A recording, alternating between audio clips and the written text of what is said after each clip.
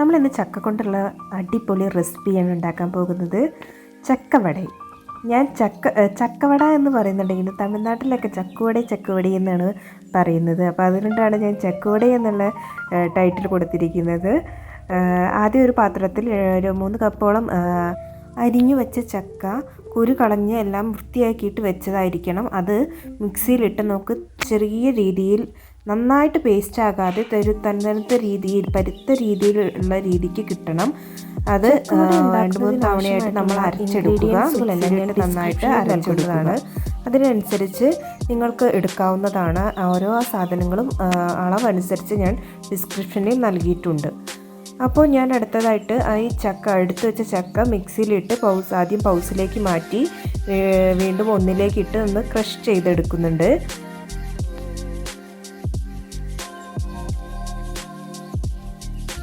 അതിനുശേഷം നമുക്ക് തുറന്ന് നന്നായിട്ട് പരുപരുത്ത രീതിയിൽ കിട്ടിയിട്ടുണ്ടോ എന്ന് നോക്കാം. ഇങ്ങനത്തെ രീതിയിൽ നന്നായിട്ട് അരയ്ക്കാതെ ഇതുപോലെ നമുക്ക് എടുക്കേണ്ടതുണ്ട്. എന്നാലേ നമുക്ക് നല്ല ക്രിസ്പിനെസ് ആയിട്ട് വട പ്രിപ്പയർ ചെയ്യാൻ കഴിയുകയുള്ളൂ. അങ്ങനെ ഞാൻ പാത്രത്തിലേക്ക് ഈ ക്രഷ് ചെയ്ത് വെച്ചതെല്ലാം മാറ്റുകയാണ്. ബാക്കി ഉള്ള ചക്കയും ഇതുപോലെ നമുക്ക് ക്രഷ് ചെയ്ത് വെക്കാവുന്നതാണ്.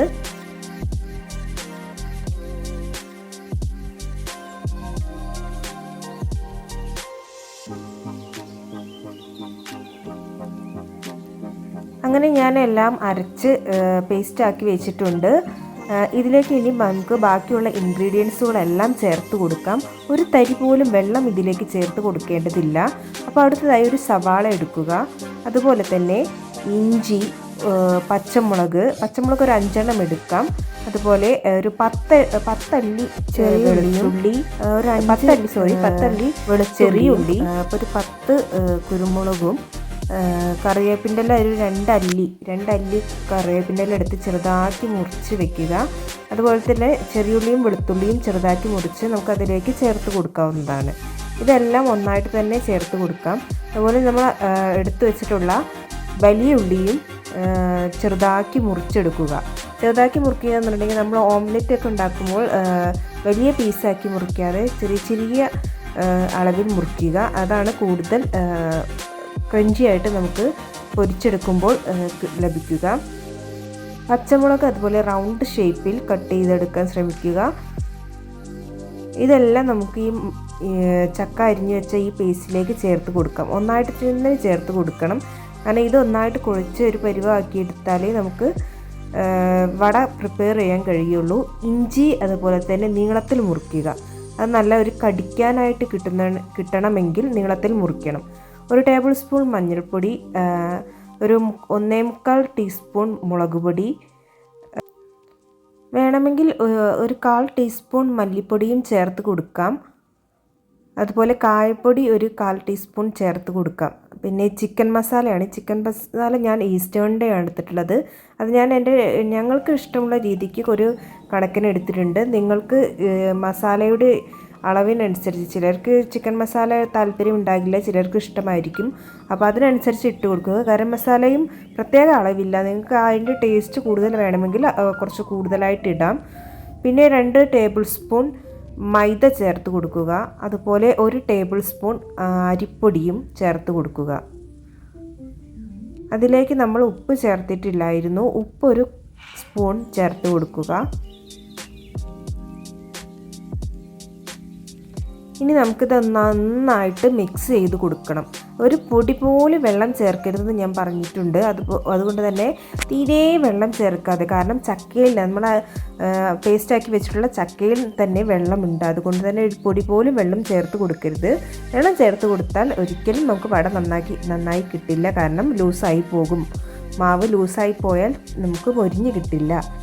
അപ്പോൾ അതുകൊണ്ട് തീരെ വെള്ളം ചേർക്കാതെ നന്നായിട്ട് ഇവ ചേർത്ത് കുഴച്ചെടുക്കുക. ഞാനിവിടെ കൈ കൊണ്ട് തന്നെയാണ് ചേർത്ത് കൊടുക്കുന്നത്. അതുകൊണ്ട് തന്നെ ആദ്യം 2 കൈയും നന്നായിട്ട് വാഷ് ചെയ്തതിന് ശേഷം മാത്രം ഈ പണിക്ക് നിൽക്കുക. ഹൈജീനാണല്ലോ എപ്പോഴും നമുക്ക് വേണ്ടത്.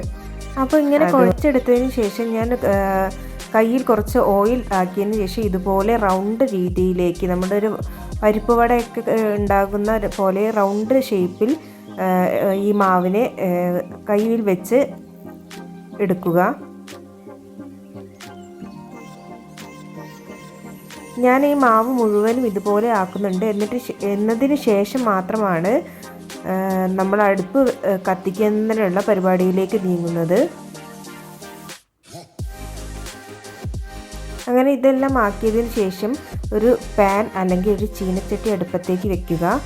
അതിലേക്ക് ആവശ്യമായിട്ടുള്ള കോക്കനട്ട് ഓയിലാണ് കൂടുതൽ ബെറ്റർ. കാരണം ടേസ്റ്റ് കൂടുതൽ, ചക്കയുടെ ടേസ്റ്റും ഈ വെളിച്ചെണ്ണയുടെ ടേസ്റ്റും കൂടെ കൂടുതൽ നമ്മുടെ വടയ്ക്ക് കൂടുതൽ ടേസ്റ്റ് നൽകും. അപ്പോൾ ഞാൻ കോക്കനട്ട് ഓയിൽ ചേർക്കുന്നുണ്ട്. ഇവിടെയുള്ള ഓയിൽ മുഴുവൻ ഞാൻ അതിലേക്ക് ഒഴിച്ചിട്ടുണ്ട്. കാരണം കുറച്ച് ഓയിൽ മാത്രമേ ഇവിടെ ഉണ്ടായിരുന്നുള്ളൂ. അപ്പോൾ ഈ കാണുന്ന പാകത്തിന് നിങ്ങൾക്ക് ഓയിൽ ചേർക്കാവുന്നതാണ്. അപ്പോൾ ഇതിലേക്ക് ഞാൻ ഒരു ചട്ടകത്തിൽ വെച്ചുകൊണ്ട് ഇതിലേക്ക് നമ്മൾ ഷേപ്പാക്കി വെച്ചിട്ടുള്ള മാവ് ചേർത്ത് കൊടുക്കുന്നു. അതിൻ്റെ മുകളിലേക്ക് കുറച്ച് എണ്ണ ചേർത്ത് കൊടുത്താൽ മുകൾ ഭാഗം ഒന്നും കൂടെ വേവും. എന്നതിന് ശേഷം മാത്രം ഒന്ന് മറച്ചിട്ട് കൊടുക്കുക.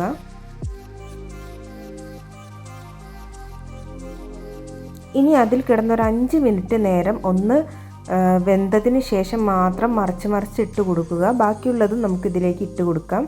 ഓയിൽ അനുസരിച്ച് കൂടുതൽ പാനിലൊക്കെ ആണെങ്കിൽ, പരന്ന പാനിലാണെങ്കിൽ നമുക്ക് കൂടുതൽ ഓയിൽ ഒഴിച്ച് കൂടുതൽ വയ്ക്കാവുന്നതാണ്, പൊരിച്ചെടുക്കാവുന്നതാണ്. ഇനി ഇതൊരു ബ്രൗൺ കളർ ആകുന്നത് വരെ, ഒരു ഗോൾഡിഷ് കളർ ആകുന്നത് വരെ ഇങ്ങനെ മുരിഞ്ഞുകൊണ്ടേ ഇരിക്കേണ്ടതുണ്ട്. അപ്പോൾ നമ്മൾ ക്ഷമയോടെ കാത്തു നിൽക്കണം. നല്ല ക്രിസ്പി ആയിട്ടുള്ള വട കിട്ടണമെങ്കിൽ നമ്മൾ ക്ഷമയോടെ തന്നെ ഇരിക്കേണ്ടതുണ്ട്.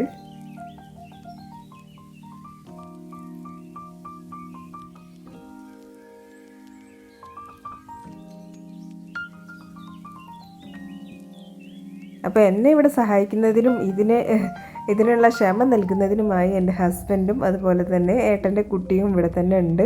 അപ്പോൾ അവർക്ക് ഇപ്പോൾ സാധനം കിട്ടണം എന്നുള്ള രീതിക്കാണ് നിൽക്കുന്നത്.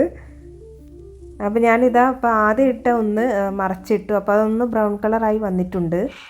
നമ്മളൊരു ചക്ക എടുത്തിട്ടുണ്ടെങ്കിൽ, ഒരു വലിയ ചക്ക അല്ലെങ്കിൽ ഒരു ചെറിയ ചക്ക തന്നെ എടുത്തിട്ടുണ്ടെങ്കിൽ 2-3 ദിവസത്തേക്ക്, ആളുകൾ കുറവാണ്, വീട്ടിൽ ആളുകൾ കുറവാണെന്നുണ്ടെങ്കിൽ 2-3 ദിവസം എന്തായാലും ഉണ്ടായിരിക്കും ഈ ചക്ക നമ്മൾ എടുക്കുന്നത്. ഈ ഫ്രിഡ്ജിൽ വെച്ച് ഒരേപോലെ പുഴുക്കാക്കി മറ്റും കഴിക്കുമ്പോൾ ആർക്കായാലും ഒരു മടുപ്പ് വരും. അത് കിട്ടിയില്ലെങ്കിലും, എപ്പോഴും കിട്ടിയിട്ടില്ലെങ്കിലും ഒരേ സാധനം ഒരേ ദിവസങ്ങളായിട്ട് കഴിക്കുമ്പോൾ ആർക്കും ഇഷ്ടപ്പെടില്ല. അപ്പോൾ ഇതുപോലുള്ള റെസിപ്പി ആക്കിയിട്ട് നമുക്ക് കുട്ടികൾക്കും വലിയവർക്കായാലും കൊടുത്താൽ എത്ര പെട്ടെന്ന് ഇത് ചക്ക, നമ്മൾ ഫ്രിഡ്ജിൽ വെറുതെ വെച്ചിരിക്കുന്ന ചക്ക തീർന്നു പോകുന്നുള്ളതിന് ഒരു സംശയവും വേണ്ട. നിങ്ങൾ ആദ്യം ഒന്ന് ഉണ്ടാക്കി നോക്കൂ. എന്നിട്ട് ഇതിൻ്റെ എന്തായാലും കമൻറ്റ് ചെയ്യണം. ഈ വട എത്രത്തോളം ടേസ്റ്റ് ആണെന്നുള്ളത് കഴിച്ചാൽ മാത്രമേ മനസ്സിലാവുകയുള്ളൂ. അപ്പോൾ ഞാനിതാ ഇവിടെ ആദ്യം ഇട്ട വട നല്ല ബ്രൗണിഷ് ആയിട്ട് ഗോൾഡ് കളറിൽ വന്നിട്ടുണ്ട്. അത് ഞാൻ ഇവിടേക്ക് മാറ്റി വെച്ചു, പ്ലേറ്റിലേക്ക് മാറ്റി വെച്ചു. ഇനി മറ്റുള്ളവയും ഇതുപോലെ പൊരിച്ചെടുക്കേണ്ടതുണ്ട്. ഇനി ഈ ഉണ്ടാക്കുന്നതിൽ ആർക്കെങ്കിലും ഒരു ഡൗട്ട് തോന്നുകയാണെങ്കിൽ എന്തായാലും കമൻറ്റ് ചെയ്യുക. ഞാൻ സംശയമുള്ളവർക്കൊക്കെ മറുപടി അയക്കുന്നതാണ്. അങ്ങനെ ബാക്കിയുള്ള എല്ലാ വടകളും ഞാൻ ഇതുപോലെ പൊരിച്ചെടുക്കുന്നുണ്ട്. അപ്പുറത്തെ തറവാട് വീടുണ്ട്. തറവാട്ട് വീട്ടിൽ അച്ഛനും അമ്മയ്ക്കും എല്ലാവർക്കും ഇത് കൊടുക്കേണ്ടതുണ്ട്.